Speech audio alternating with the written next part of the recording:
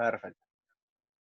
Bueno, entonces, la clase pasada eh, vieron en la parte teórica todo lo que era la cinética y la rotación, pero orientado ya a la parte de las reacciones de vínculo de un cuerpo rotante, de un cuerpo complejo que tiene, digamos, un momento de inercia.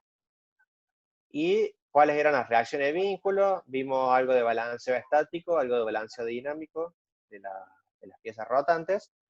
Y yo les mostré un caso práctico de balanceo estático y dinámico de un rotor, de una turbina de gas, donde veíamos el compresor y la turbina, y cómo las diferentes ruedas de álabes tenían la disposición de los álabes, y en esa disposición de los álabes también veíamos la, todo lo que eran las ruedas que tenían los planos de rotación y de balanceo, ¿no? Que no eran cualquier plano, sino que eran algunos discos solamente los que tenían ese plano de balanceo y esos lugares donde colocar las pesas para hacer el balanceo, tanto estático como dinámico.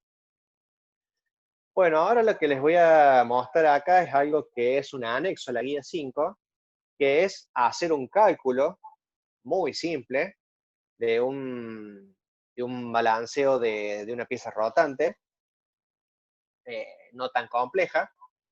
Vamos a hacer básicamente lo que vieron de ustedes en la turbina otro día, pero algo muy básico.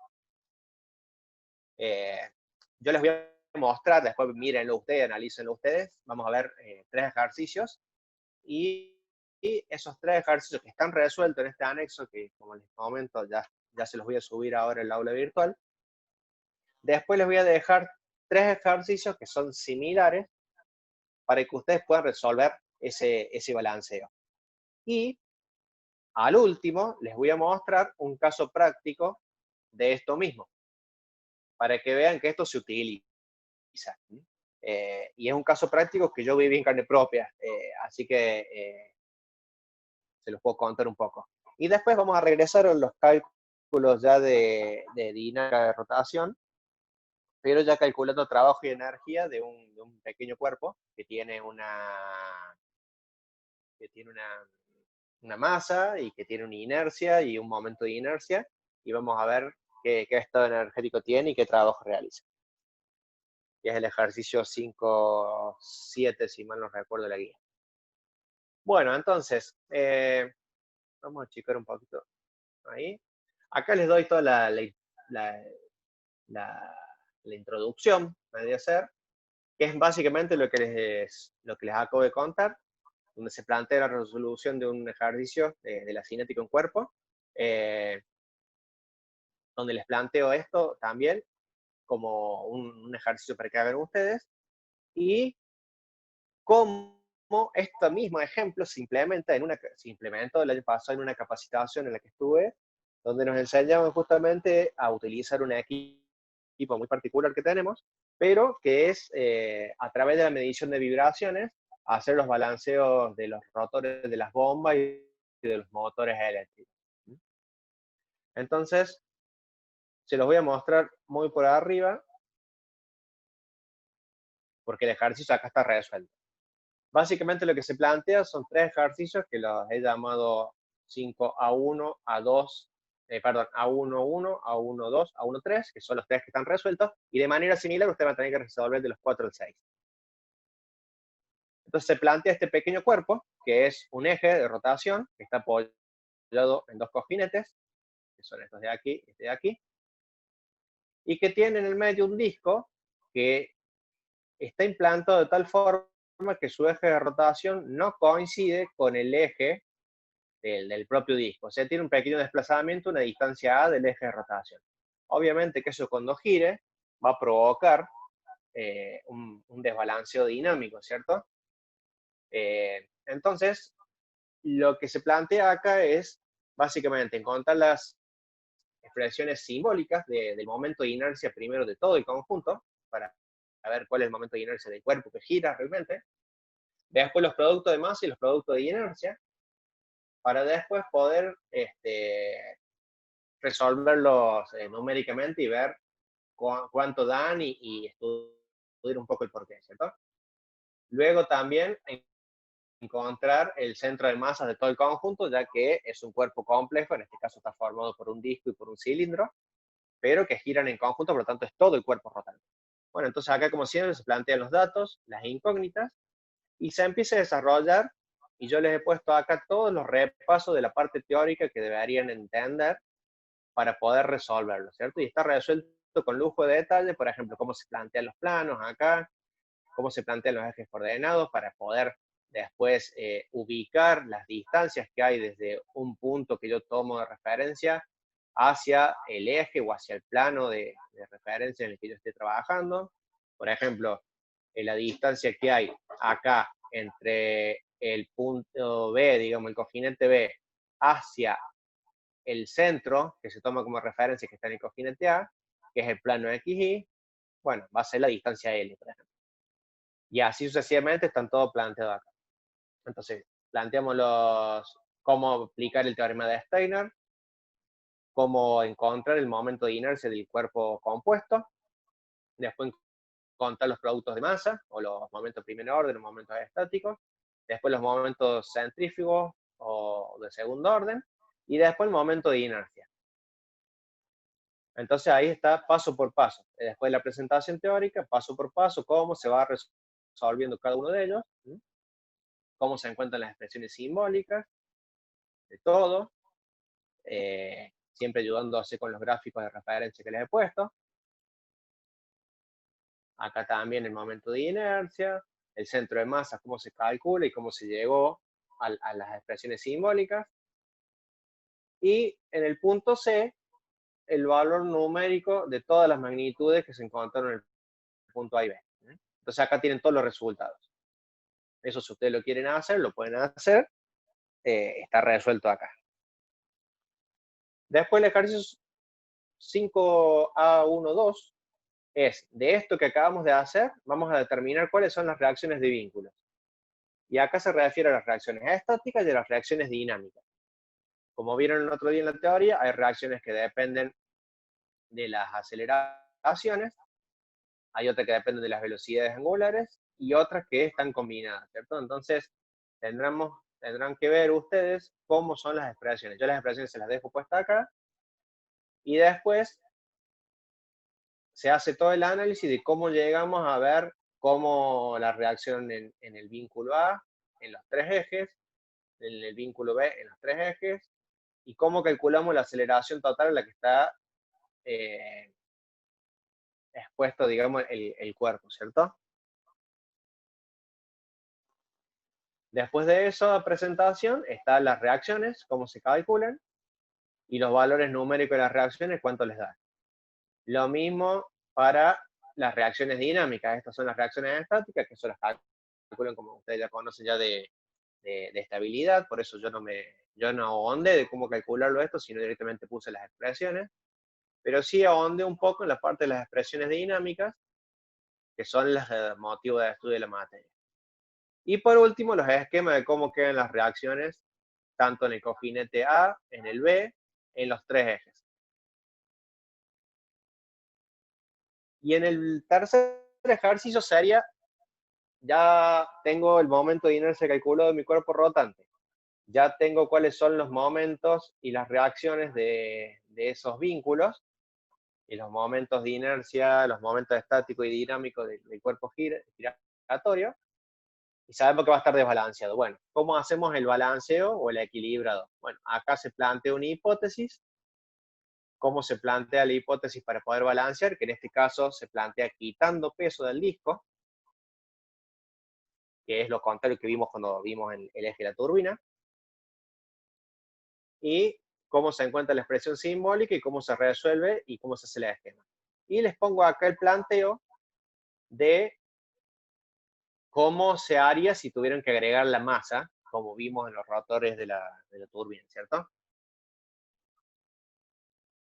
Hasta ahí es simplificadamente, pero bien desarrollado, cómo lograr hacer todo el proceso de un eje rotativo. Conozco que es relativamente simple y puedo llegar a encontrar todas las reacciones de los vínculos, y cómo equilibrarlo y dejarlo lo mejor equilibrado posible. Después los ejercicios que se les plantean a ustedes para que resuelvan es el mismo cuerpo, nada más que con 2 discos. O sea, el cuerpo es simétrico. Es mucho más difícil, aunque no parezca, resolver este otro que tiene un solo disco, ¿sí? Porque es un cuerpo asimétrico. En cambio, el que yo les planteo acá para que resuelvan ustedes es un cuerpo totalmente simétrico. Entonces, tienen 2 discos cuyos centros de los discos están separados una distancia también A del eje de rotación, pero en contrafase, o sea, cuando este está para arriba, este está para abajo. Por lo tanto, ustedes tendrán que ver si Como está un realmente ejemplo, balanceado o no. Sí, como es un ejemplo a dar el del árbol de levas. puede ser un ejemplo árbol de leva. Sí, sí, sí, tranquilamente, puede ser. Eh, Esperemos que nunca esté tan desbalanceado un árbol de leva, ¿no? Porque vibraría demasiado el motor, pero acá lo que tienen es un cuerpo que sí parece el árbol de leva, pero está desbalanceado. En teoría lo tienen que verificar ustedes. Entonces, tienen que hacer exactamente lo mismo que vieron antes, pero ahora con el cuerpo, con los 2 discos, con un disco y otro disco. Una vez que resuelven eso, que son exactamente los 3 mismos puntos que el ejercicio 1, en el ejercicio 5 tienen que hacer exactamente lo mismo que en el 2, que es determinar las reacciones estáticas y dinámicas en el cojinete A y en el cojinete B. Y después trazar un esquemita de cómo quedan las reacciones estáticas y dinámicas. Y en el ejercicio 6, hacer lo mismo que en el ejercicio 3, o sea, balancearlo. Y se plantea exactamente la misma hipótesis que en el anterior, nada más que acá tienen 2 discos. Para darles una mano y que no se les haga tan difícil, ya les he puesto acá estas imágenes para que ustedes se guíen de cómo debería darles más o menos el sistema. ¿Hasta acá está claro?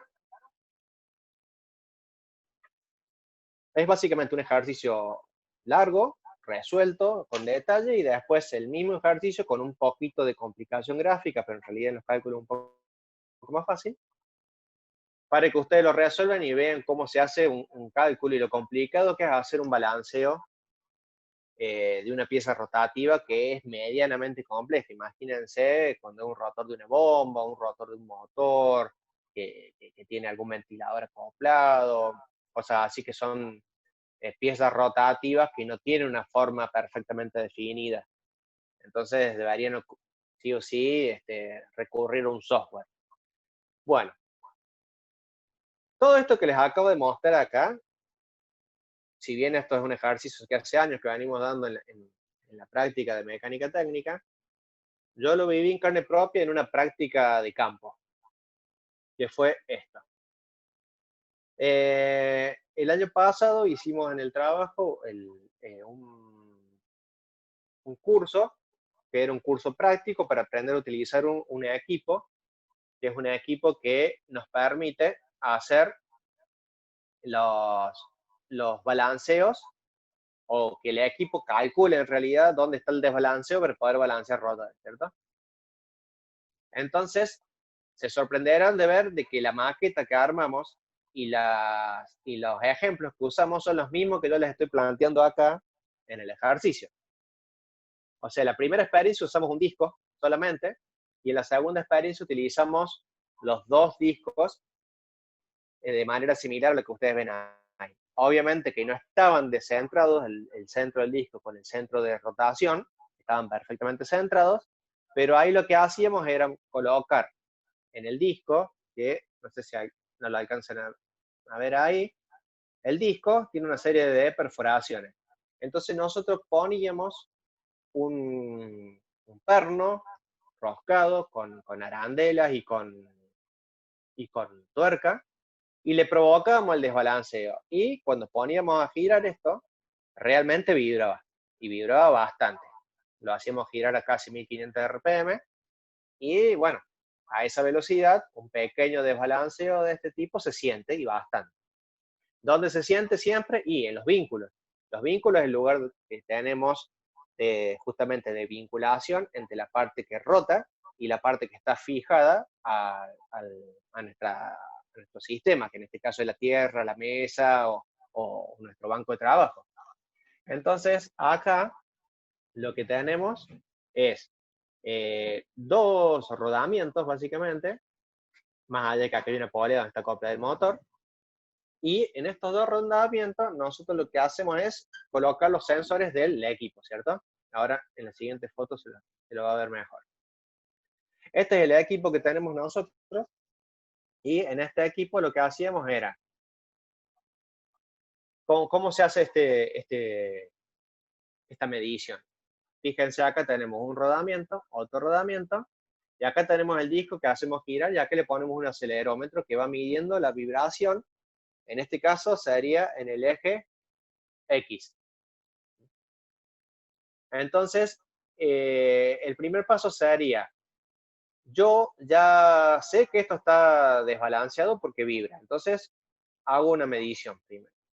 Después, si tengo dónde hacerlo, coloco un peso testigo sobre la parte rotante y le indico a través de este display, le ingreso los datos de ese peso testigo diciéndole pesa tantos gramos, es una masa en realidad que dice tantos gramos puesto a tal ángulo de rotación, y más o menos la posición exacta de donde lo pongo. O sea, a la posición me refiero no a la posición angular, sino a qué distancia aproximada del sensor.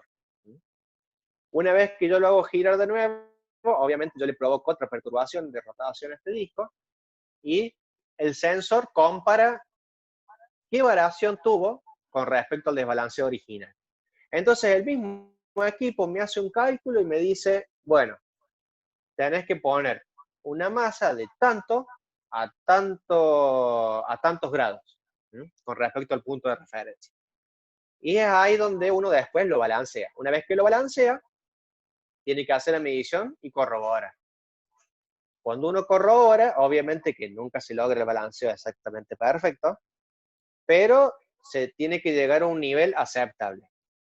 Si bien le dice tantos gramos a tantos grados de rotación, uno puede ser que no tenga justo la pesa de ese tamaño, o puede ser que no tenga exactamente el lugar donde colocarlo. Entonces, busca un lugar alternativo para ponerlo en el caso que no lo tenga y se mide. Si la vibración está por debajo del nivel aceptable, lo que se hace es se deja la pieza rotante ya como reparada y balanceada. Si no, se vuelve a repetir el procedimiento hasta achicar el valor de ese desbalance, ¿cierto? Pero siempre lo tenemos que ir haciendo, es un proceso un poco iterativo, dependiendo de la perfección con la que yo quiero hacer el balance. Entonces, si bien acá lo hicimos con una maqueta, es exactamente lo mismo que se hace con un rotor de una bomba, con un rotor de un motor. Bien, hasta acá se entendió la experiencia. Fíjense que es más o menos el mismo cuerpito que yo les acabo de poner en el primer ejercicio. Profe, una consulta. ¿Cómo Sí, determina, digamos, dónde colocar la pesa testigo? Eso, usted mostró que el disco viene como graduado o grabado, mejor dicho, sí, ciertos puntos con unas sí, letras y unos números. ¿Eso es parte de lo que te dice la máquina, dónde tenés que colocar la pesa? exactamente. Vos acá en este caso es un disco que está perforado nada más, o sea, con un montón de huequitos aquí distantes, porque esta es una maqueta justamente de entrenamiento, y que la preparó justamente la persona que es un ingeniero que se dedicó a hacer el entrenamiento, que tiene muchos años de experiencia y tiene una consultora que se dedica a hacer eso básicamente, eh, a hacer balanceo y a dar capacitación de balanceo, y especialmente a medir vibraciones y a medir con este equipo en particular. En este caso nos enseñó a usar este equipo. Pero en la realidad vos te encontrás con un rotor que no tiene ninguna graduación, ni lugares, ni nada. Entonces vos, ¿qué tenés que hacer? Y vos tomarlo arbitrariamente, decir, bueno, a partir de acá, antes de empezar el ensayo, vos le marcas el punto cero, y a partir de ese punto cero, vos le definís al equipo de decir, bueno, de este punto a tantos grados y a tal distancia del eje le pongo tal masa. Y ahí pongo mi masa testigo. Entonces el equipo empieza a comparar con respecto a la masa testigo que vos pusiste y la vibración que ya tenía original, qué perturbación le produjo esa masa testigo. Y esa masa testigo es la que después a mí me va a servir justamente para calcular cuál es el balanceo que le tengo que hacer efectivamente al eje. Obviamente esa masa testigo después la tengo que sacar, ¿cierto? Porque esa solamente me sirvió para determinar a dónde estaba perfectamente marcado el balanceo, el desbalanceo, y poder hacer el balanceo. No sé si me di a explicar correctamente. Sí, yo por suerte lo entendí. Bueno, entonces se lo resumo rápidamente antes que pasemos a otro caso. O sea, vos qué haces primero con el equipo. Vos vas al eje de rotación, un motor, una bomba, un ventilador, lo que vos quieras, y sabes que está desbalanceado. Entonces, con el acelerómetro, en este caso se usa uno, pero se pueden usar dos. Si mientras más usas, mejor también, porque el equipo toma mucho más datos. Y mientras más ejes estés censando, también. Ya van a ver en el siguiente ejemplo. Entonces, el equipo empieza a tomar datos. Y después, esos datos que está tomando no sabe bien de dónde los está tomando. Solamente sabe el punto y el eje porque vos se lo indicas.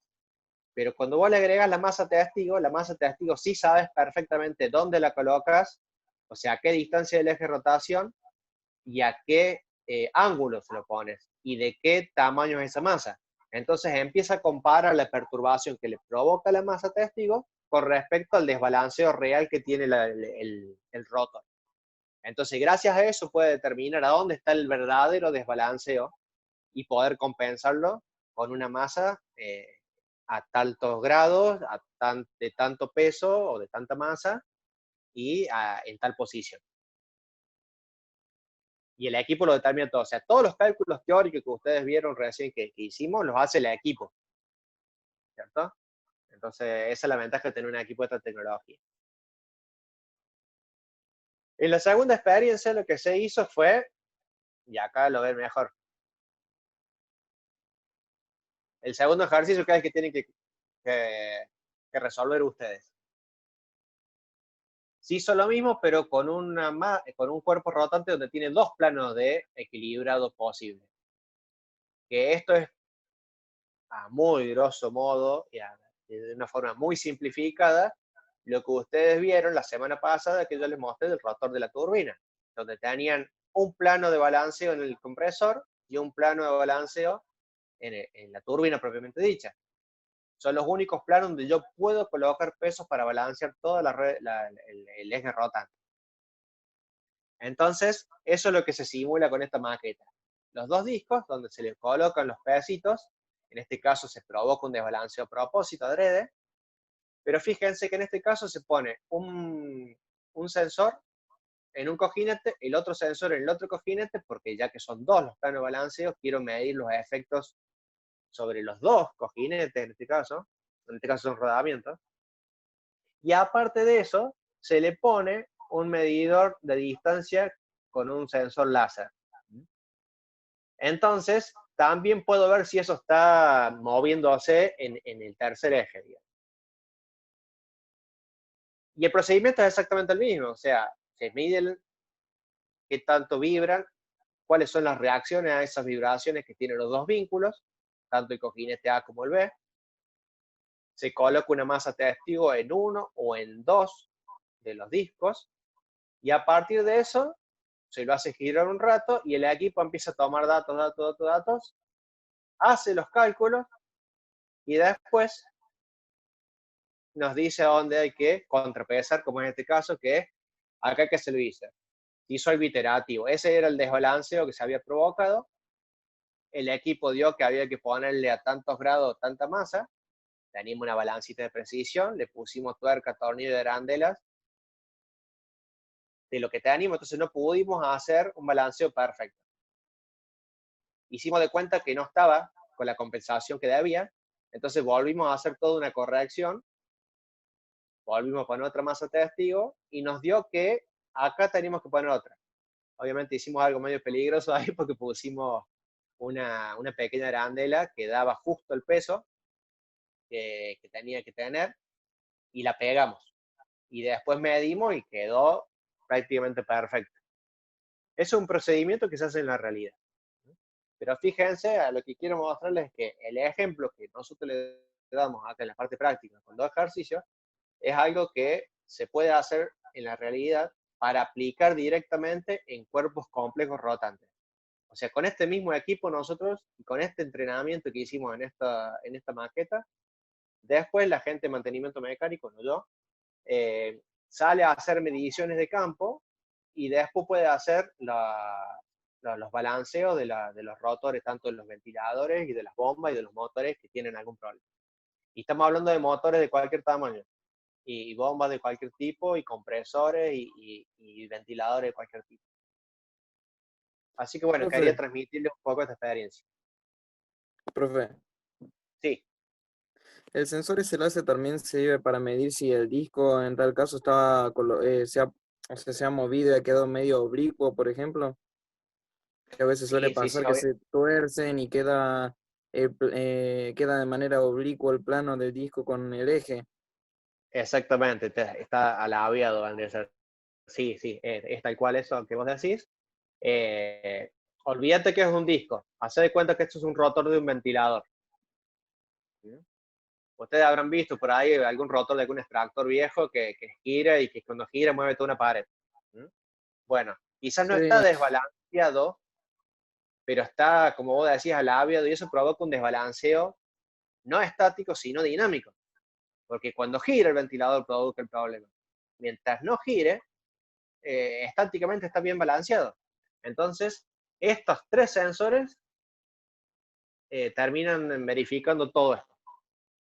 Y al verificar todo esto, la magia, digamos, todo el trabajo lo hace el aparato, que bueno, por eso sale lo que sale, pero hay que saber manejarlo, ¿cierto? y en el caso de estar alaviado, ¿cómo se compensaría colocando masas de manera opuesta? O Y vos sea, tenés que una, por mover, ejemplo, hacia adentro y la otra hacia afuera, pero con lo colocado lo opuesto de lo que está oblicuo.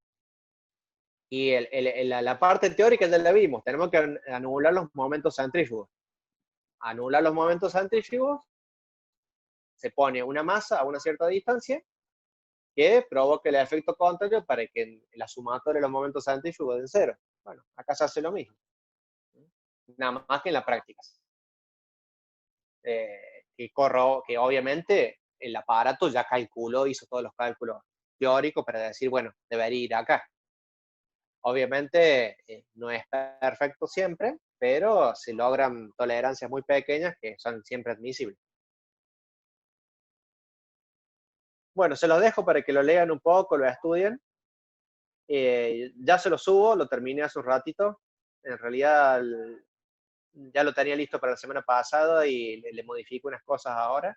Así que se lo subo, creo que es algo que está bueno que vean que lo que se ve en la clase en su vida laboral les va a servir. Así, así se dediquen a mantenimiento o se dediquen a otras cosas. Bueno, si tienen alguna pregunta, tenemos un par de minutitos y si no, ya nos metemos de lleno en el plan.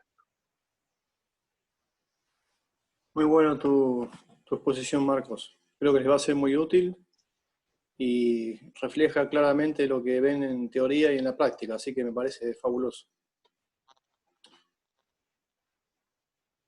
Bueno, gente, vamos, dejo de compartir. Marcos, esos sensores que tenés ahí, Sí, no importa que lo haya dejado, sí. de ese tamaño, esos transductores sirven para turbinas, ¿no? Sirven para máquinas grandes, ¿no? Sirve para, imagínate, nosotros tenemos motores muy pequeñitos, hasta tenemos motores de 2 megawatts de potencia, con Claro, bombas, o sea, motores de 6.600 que giran algunos a 3.000 RPM, o casi 3.000, y hay otros que giran a 600 vueltas. O sea, ese sensor va en cualquiera. Y es tan grande también en la punta porque tiene un magneto, que tiene un imán bastante potente que hace que cuando uno lo pegue, se quede pegado el sensor y no por la misma vibración del equipo se termina despegando. perfecto. Una ¿Alguna consulta. consulta de los chicos? Sí, Joel. ¿Hasta qué, por ejemplo, hasta qué revoluciones mínima puede tomar el sensor? O sea, el equipo puede sensar. Porque muchas veces suele pasar que no tiene equipos que giran a muy bajas Joel, revoluciones, pero debe tienen estar ese problema. limitado más bien al tamaño de la vibración, que te puede llegar a romper o despegar un sensor. No creo que esté limitado por el número de RPM, ¿no, Marcos? No, digo de censar, que el equipo sense. Ujú. Bueno, ¿Cuál es ahí se la corta y te mínima? explico el reenganche. Sí, ya lo Sí, reinicio. pues si no